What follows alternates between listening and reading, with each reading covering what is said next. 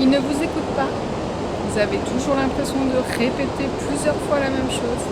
Aujourd'hui, je vous apporte 3 astuces pour que vous vous sentiez entendu et écouté par vos enfants. Je suis Émilie, je suis thérapeute pour enfants. Et aujourd'hui, je vous accueille dans un bel endroit tout près de chez moi. Vous entendez sans doute le bruit de la cascade avec l'écluse. Un endroit paisible. Un petit peu plus loin, il y a un petit peu plus loin, il y a la plage de Douel. Alors vos enfants, parfois, nos enfants, parfois, on a l'impression de répéter plusieurs fois la même chose, on a l'impression que ce qu'on dit, ils n'entendent pas. Et c'est difficile, c'est compliqué et surtout ça nous puise beaucoup d'énergie. Alors aujourd'hui, j'avais envie de vous apporter 3 astuces. 3 astuces qui viennent des neurosciences, qui viennent du cerveau, des études, des dernières études sur le cerveau.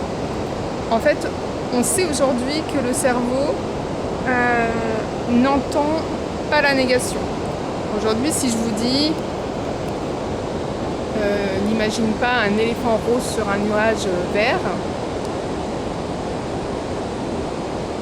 il y a de grandes chances que vous ayez vu un éléphant rose sur un nuage vert.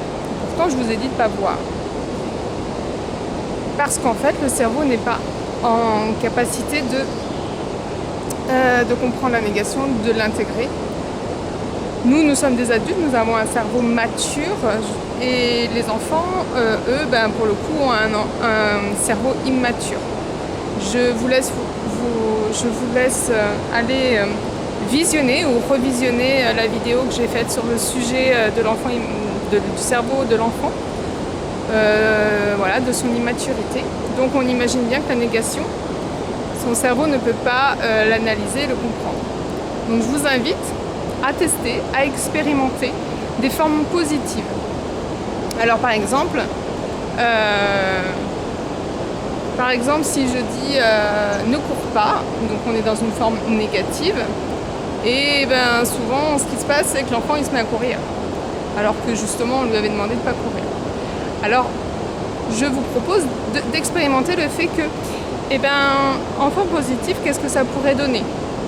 Reste près de moi. Par exemple, ça c'est une formule qui est à moi, je vous laisse vous approprier vos propres formules, d'expérimenter, de tester plusieurs phrases différentes et voir un petit peu ce qui se passe. La deuxième astuce, en tout cas la deuxième élément de réponse que nous apportent les neurosciences, c'est d'apporter une information à la fois. Souvent on va dire aux enfants, range ta chambre, mets tes vêtements dans la panière de linge, fais ton lit. Alors ça fait 3 informations en même temps et le cerveau de l'enfant, dû son immaturité, va avoir du mal à analyser, à comprendre et à intégrer ces 3 notions et ces 3 demandes. Donc je vous propose d'expérimenter, de tester une information à la fois. Quand l'une est faite, quand une demande a été formulée, attendez que l'enfant réalise votre demande et ensuite de passer à la deuxième étape, à la deuxième demande. Je vous laisse tester, expérimenter. Et pour la 3e information, exprimer des phrases qui sont de forme active et non passive. Alors, c'est pas très clair en ce sens-là. Mais si je vous dis l'exemple du chat et de la souris, la souris a été mangée par le chat, c'est une forme passive, et le chat mange la souris, c'est une forme active. Donc en fait, c'est beaucoup plus facile pour l'enfant d'intégrer le chat mange la souris que la souris a été mangée par le chat. Donc cette 3e information peut aider effectivement les enfants à mieux comprendre nos demandes. Parfois Dans nos façons de parler, c'est difficile parce qu'on a tellement l'habitude de parler de cette forme-là. On a le quotidien qui fait qu'on ne fait pas forcément très attention à nos formules, à nos formulations, etc. Et donc du coup, ça peut effectivement apporter voilà, les enfants qui ne comprennent pas toujours nos demandes. Et évidemment, on ne comprend pas forcément pourquoi on a besoin de répéter 500 fois la même chose. Alors je vous laisse expérimenter ça, voir comment ça se passe.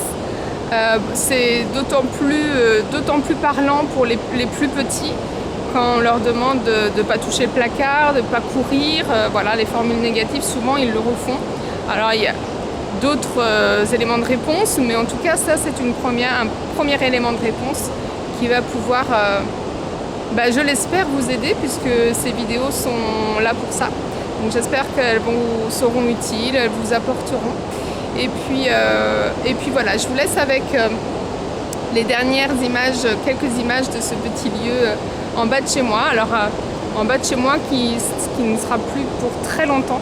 Je suis heureuse de retourner vers Prayssac, où j'ai trouvé un lieu où je vais pouvoir de nouveau vous accueillir, puisque comme vous le savez, j'ai fermé le cabinet au centre de Prayssac.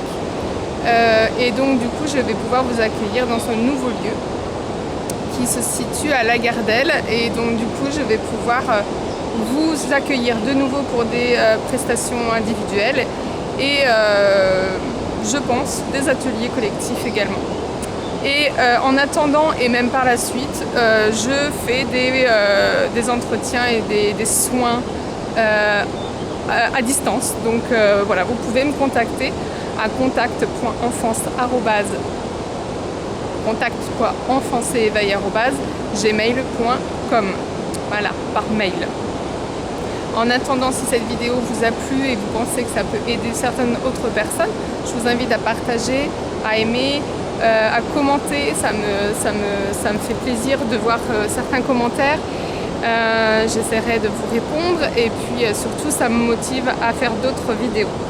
Merci, et je vous souhaite une belle fin de journée, ou une belle journée en fonction de quand vous regarderez cette vidéo. Je vous laisse avec les quelques images de ce petit coin de verdure et de paix, de calme et de tranquillité.